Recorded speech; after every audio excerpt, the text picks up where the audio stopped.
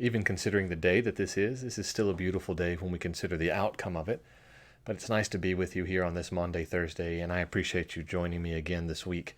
As during this Holy Week, we spend a little time tonight just considering the importance and the impact of this evening. This is something that I don't want to call it a tradition, but it is something I like to do and participate in, if not with my church family, then with myself, to be reminded of the significance of this day and the events that were being ushered in during this time.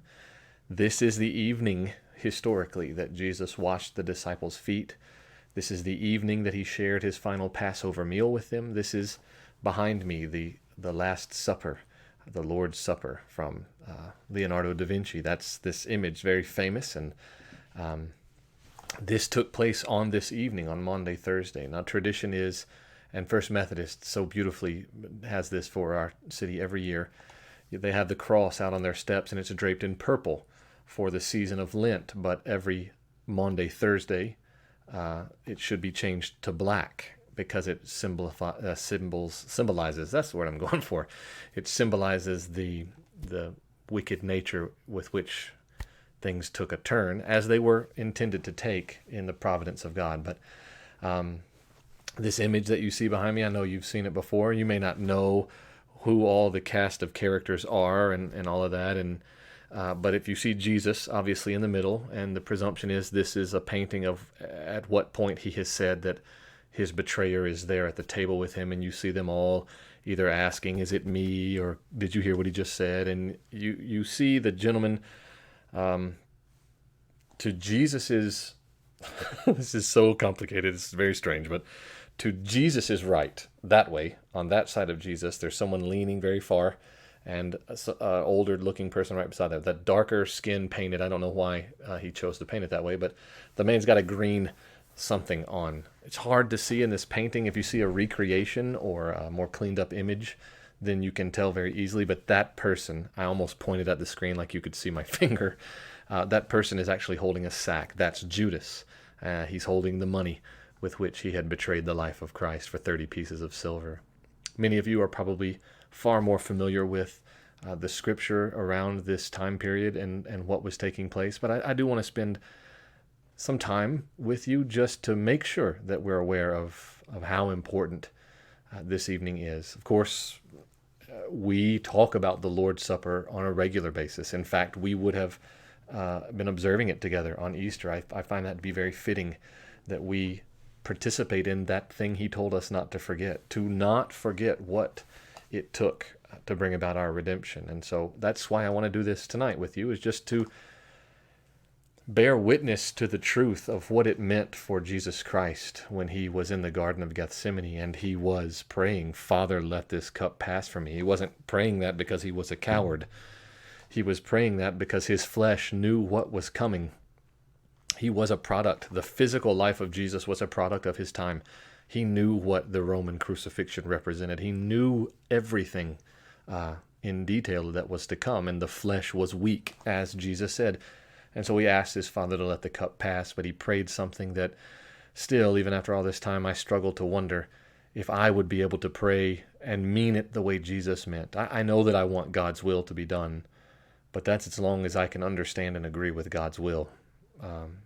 In hindsight, I can see that his will is always correct, but in the midst of something, sickness or illnesses of any kind, cancer, death, tragedy, I struggle to see that as being good. So when I say, your will be done, what if his will being done involves that?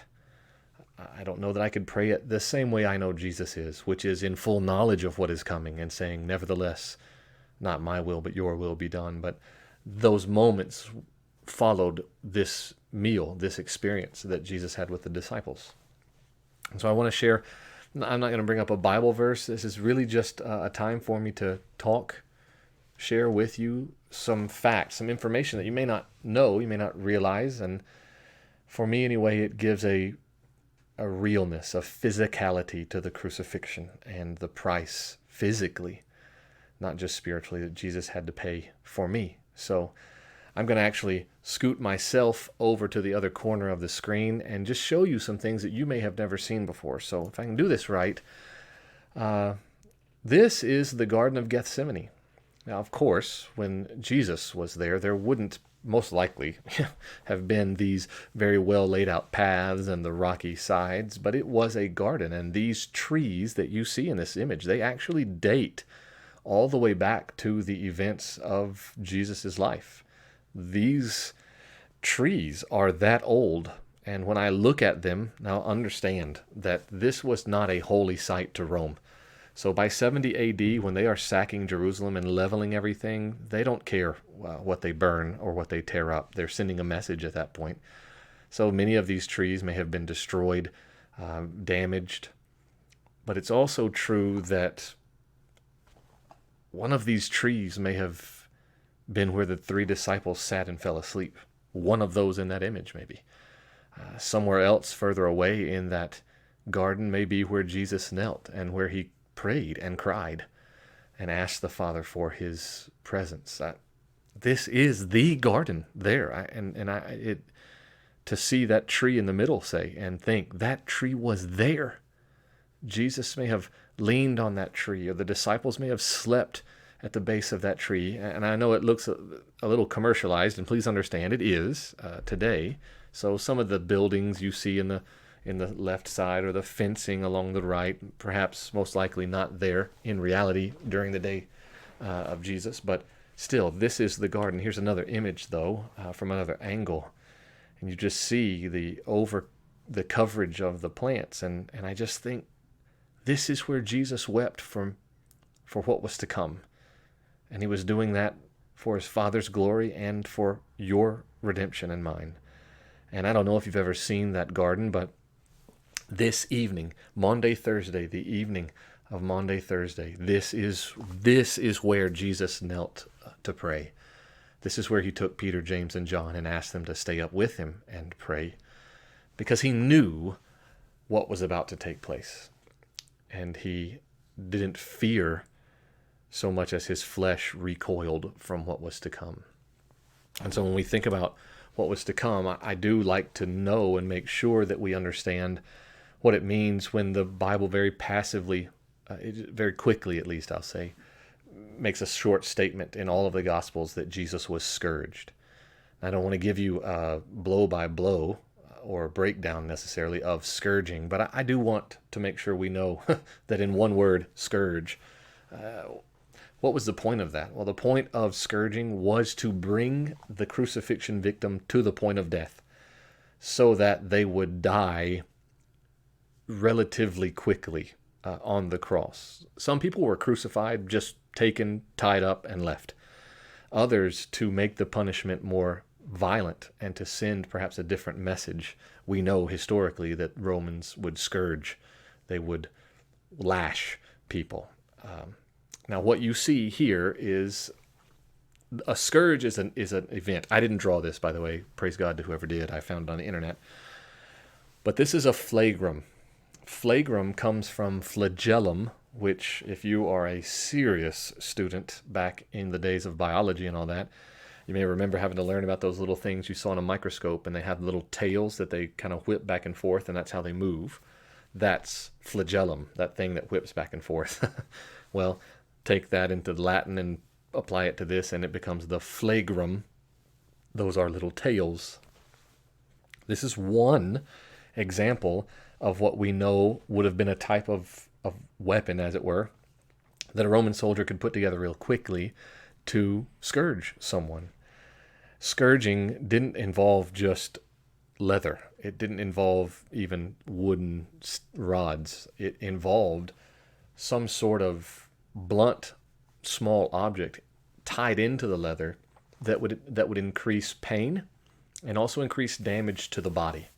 Now, you and I, most of the time when we get cut, I got into a fight the other day with a tree, and it ripped the end of my finger off almost. It was gross. But normally, when you and I get cut, it's a very surface level cut. We're cut on the surface of our skin. I don't know if you have. I don't know that I have for sure, but rarely are you cut so deep that it cuts down into the muscle. If you've ever done that, you've probably gotten stitches. Well, scourging, its whole purpose was to cut past skin and into muscle, cutting into the muscle. on the victim's back. But this is also a very non-aimed sort of beating. So once that lash is coming, those tails kind of flop and flap wherever they desire. And so whether that would hit on the rib cage or across the back, over the shoulder, in the jaw, over the head, the soldier didn't care.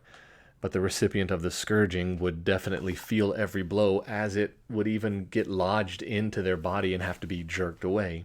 This is one example. I haven't secured this. I'll show you in a second. But I don't have a physical version of this.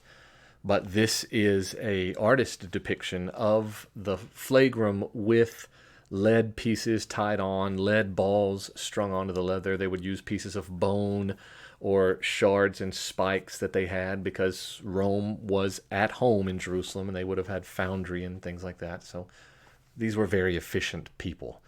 So this is one example of what Jesus may have been struck with.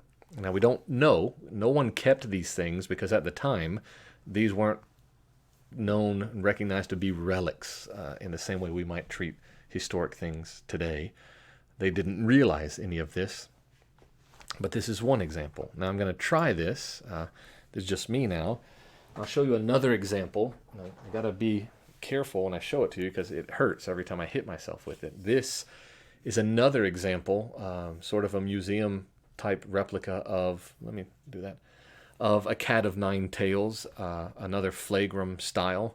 Now we have historical evidence that suggests there were soldiers who would tie another leather strip around this midsection, because it kept these straps from tangling with one another.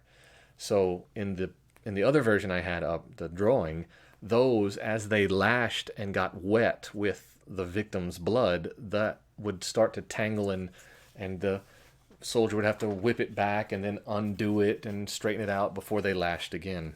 And if they pulled back hard enough, it might whip them. So this is one way that we know it was done, where the midsection was tied off, which kept these straps sort of forced to be separated for a little while. And then you see here that they would have hooked in lead balls, lead nail pieces with spikes. Of course, they didn't have printed left hand this side up or right hand this side up, but that's just for the man who made this. This is actually, I could use this, like if I had a cardboard box or a water jug or big water jug or something, I could use this to show the type of destruction that comes. But you can imagine a grown man standing close enough over the bare skin of another grown man and just lashing out with this. This is the sort of implement that impacted the body of Jesus Christ. They would have stripped him down, if not naked, then all to bare undergarment, and whipped every square inch of his body for the purposes of causing pain and damage. That's what Jesus knew was coming on this night. Now it's coming tomorrow, but he knew this was coming. Now, the Bible also tells us that he was shamed with a crown of thorns. Now, this is a little difficult to trace out, because thorns that grow here in America don't necessarily grow in the Middle East, or some do, some don't. And so what did that look like? And I don't really know. I think most likely the type of thorn bushes that they would have been accessing, the thorns would have been sort of medium-sized, maybe even smaller than we think, but very hard and woody. And so I have an example. Most of the thorns on this vine are what I presume to have been the proper size. So I think you can see this. This is a crown that someone blessed me with, made of thorns. They're woody and hard and very sharp. And so I can place this on my head, but it's very pokey. It's not, it hurts, but it's not, I know that I can take it off. What I want you and I to realize is that they forced this down on his skull. He wore this. It wasn't set on his head. They shoved this crown down onto his head. It is poking right here. As they would have shoved that down on the Christ's head, it would have punctured into his skin and perhaps made its way through to the other side. I don't know. Perhaps it would have punctured through and cut through the thin skin on our forehead and scraped against bone. I don't know. I just know that it was immensely painful. I wish I could show you this to your face and let you see the scope of it, but it just looks like a nasty thing. And yet, the Savior of the entire world wore this by choice, because at any time he could have told them no, and as he told Pilate, called in a legion of angels, but instead the Christ chose to wear this crown. Now, it was done by the Romans as a point of shame. Here is the crown of the King of the Jews, but further pain, further agony because of me. So this is somewhat, you're welcome, by the way. Once all of this experience that we're going through today is over, you're welcome to come in my office and we'll look at this again. This evening, as Jesus prayed, is also the evening that he knew he would ultimately go here. Now, a lot of these sites in antiquity are assumed, and some of them are known for certain. The Garden of Gethsemane is a certainty. We know that is almost assuredly the Garden of Gethsemane. Here, though, is a picture of Golgotha. This is Calvary, if you like, the place of the skull. You can see, now, again, some things chosen in history because, hey, look, it looks like that. And so you see there in the middle of the image, it looks like the eyes of a skull. Again, I'm literally about to point at it, and I know that you can't see what I'm pointing at. But right almost solidly in the middle, you see two eyes and perhaps the nose cavity of a skull. Is that why this was called the place of the skull? And is this the 100% for certain Golgotha?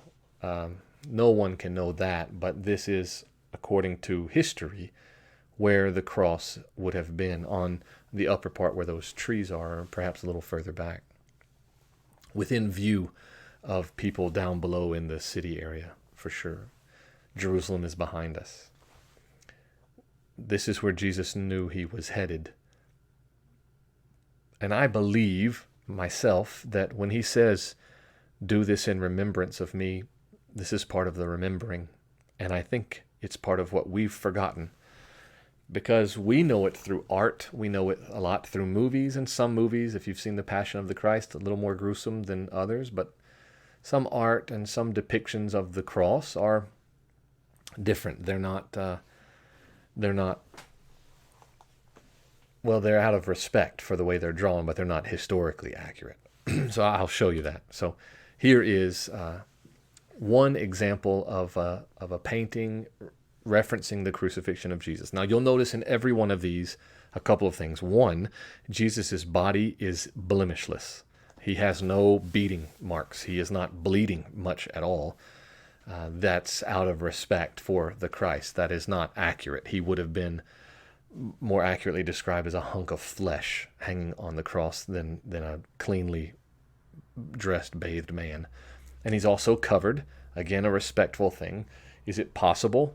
And is it presumable that the Romans would have had him hanging there naked? It is possible. Why? Because the crucifixion was about shame, it was embarrassment, and it was about sending a message.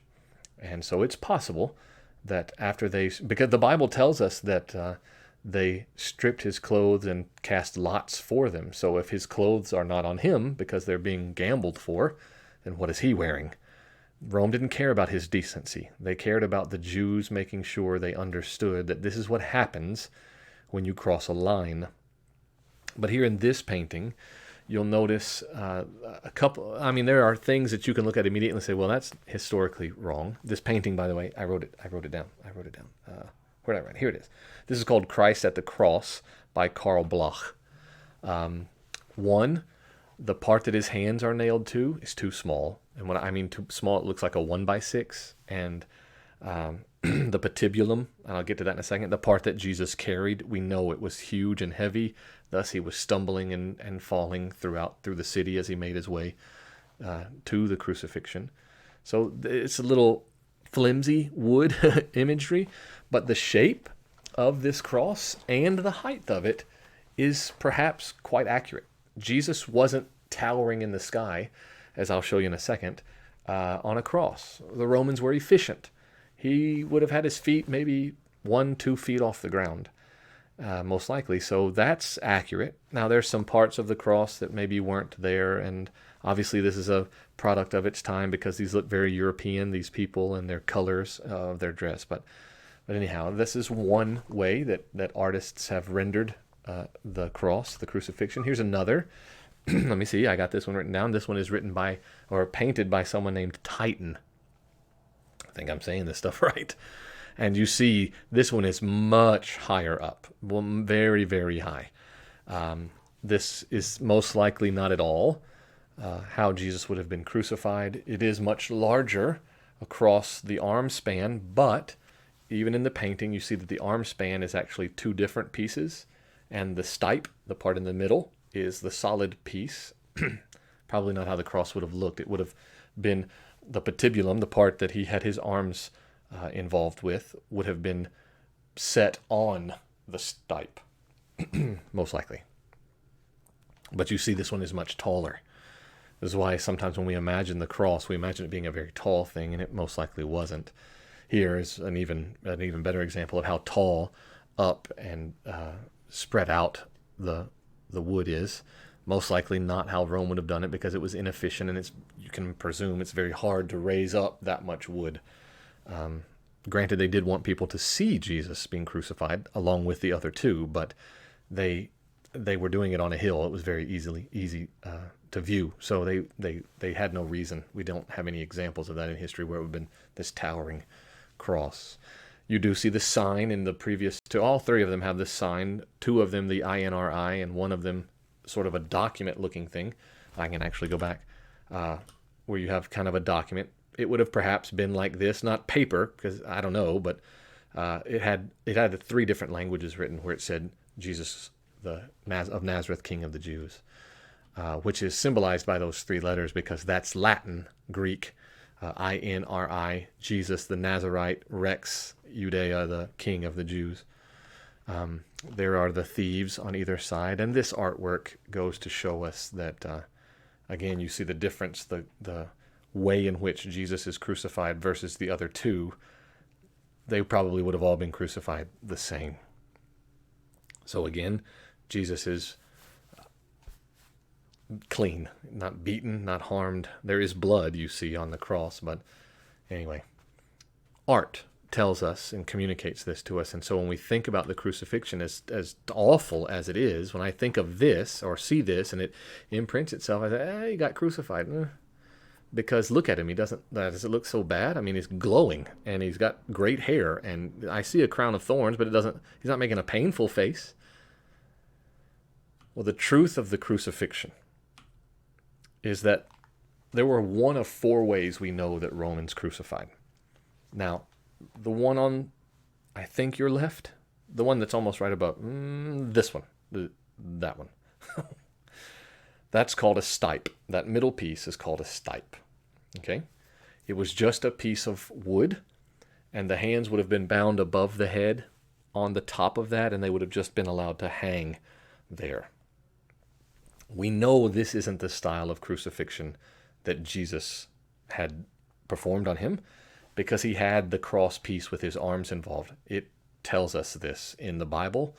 The patibulum was involved as he carried that piece.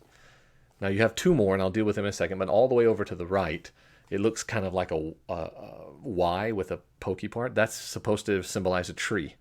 So if you've ever heard a reference to the cursed tree, when without, the Romans would just nail you to an actual tree.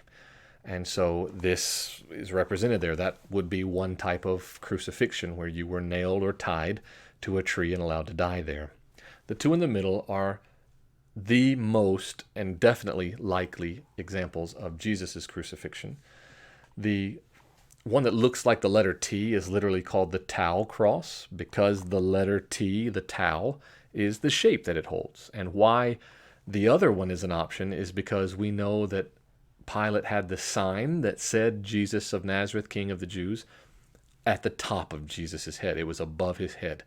So perhaps, most likely, the cross that you and I are familiar with is correct in being the cross that he was crucified with. It was not so high up and he's towering above everyone where you're just kind of reaching up trying to touch his feet. He would have been a little higher than my height, where you did look up at him but not up at him. When he was crucified, and you read that he was asked to carry, not asked, made to carry his cross through town.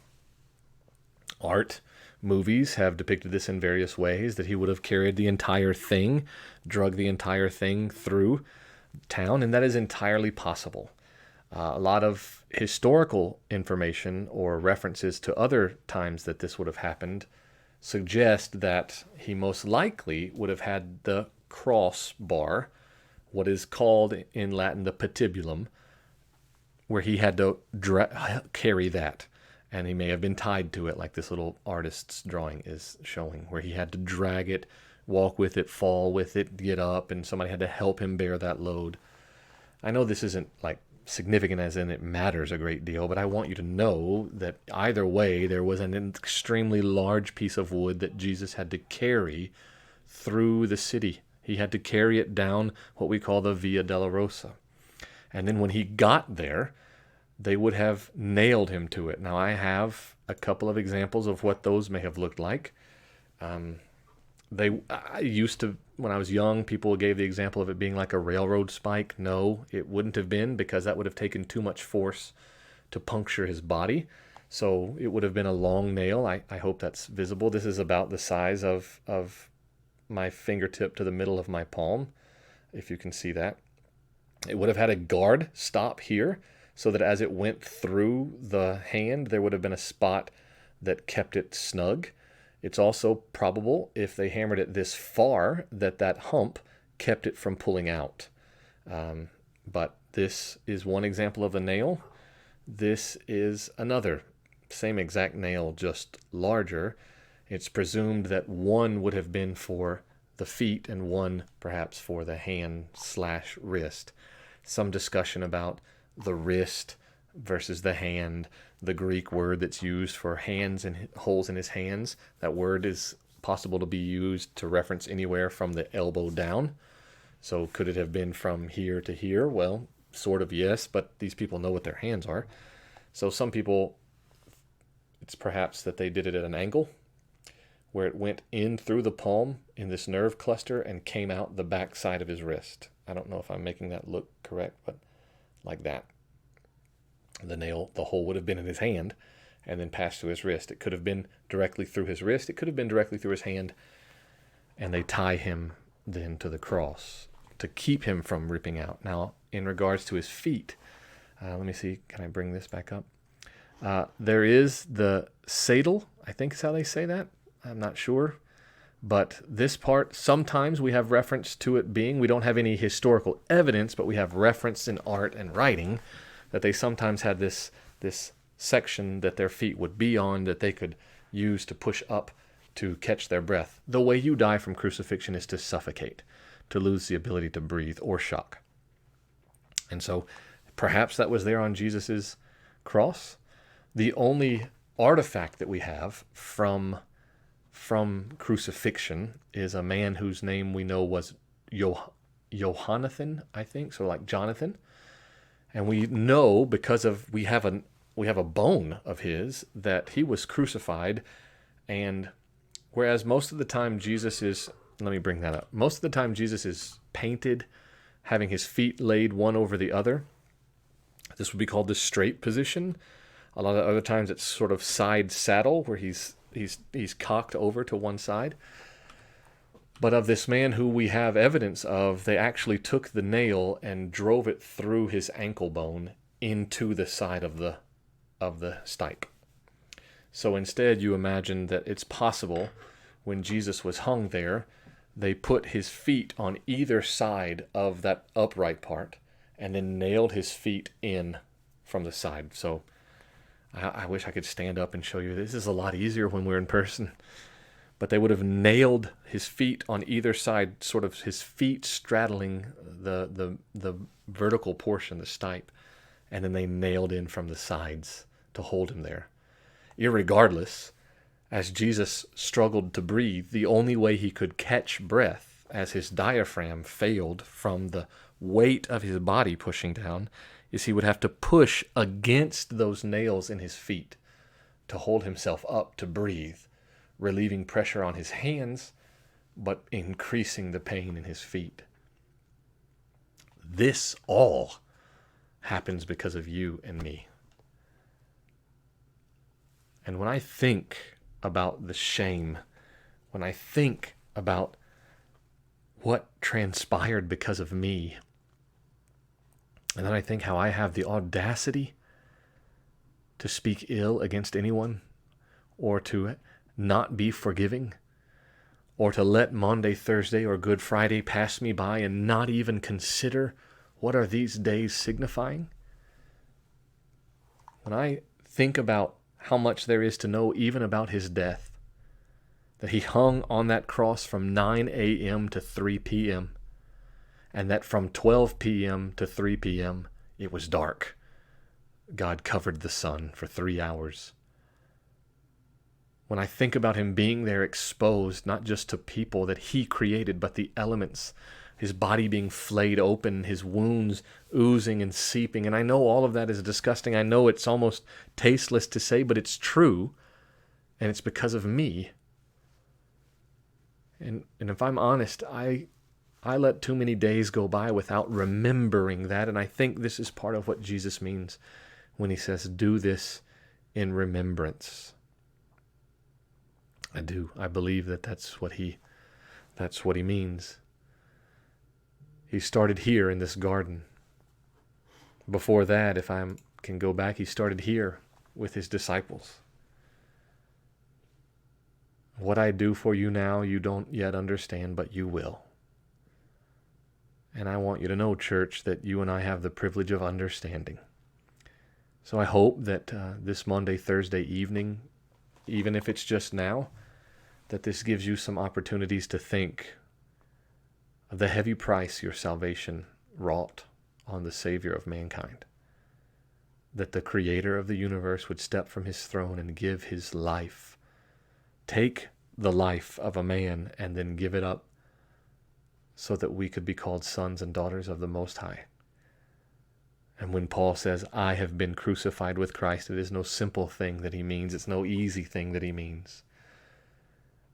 That transforms how I see every day of my life. And I pray that it, in a way, nourishes your own soul. He did that for me. How can I withhold anything from him? I guess it seems kind of strange to say I hope this blesses you, but I do. I hope that knowing some information about how all of this sort of happened increases your understanding of why Easter is so important. All of that happened. That man looked defeated beyond defeat. Just a hunk of human meat hanging there to be beheld. I think about him hearing his own people, the Pharisees, say, if you're who you say you are, then come down from there. You know how easy it is for me to get angry at somebody? And they don't even do anything remotely like what they did to him. And instead of spitting their words back at them or jumping down, shocking them all and casting them all into hell, the Bible says he turns his eyes upward and he says, Father, forgive them because they don't know what they're doing. May this Maundy Thursday and Good Friday then find us not only asking for that forgiveness, but giving it as well. I do pray you be blessed. I do look forward to seeing you on Easter Sunday. I know it's different, but it's no less important. So I look forward to seeing you then. I pray this has been a blessing. Do good and mighty things in his name. And tell us stories about the glory you get to see. Don't keep it to yourself. How is God working in your life? And how is knowing the high cost of your salvation inspiring you to do more and more in his name? Let's glorify God in all that we say and do. And until I see you again, remember that I love you. Remember how important you are, and be blessed. Bye-bye.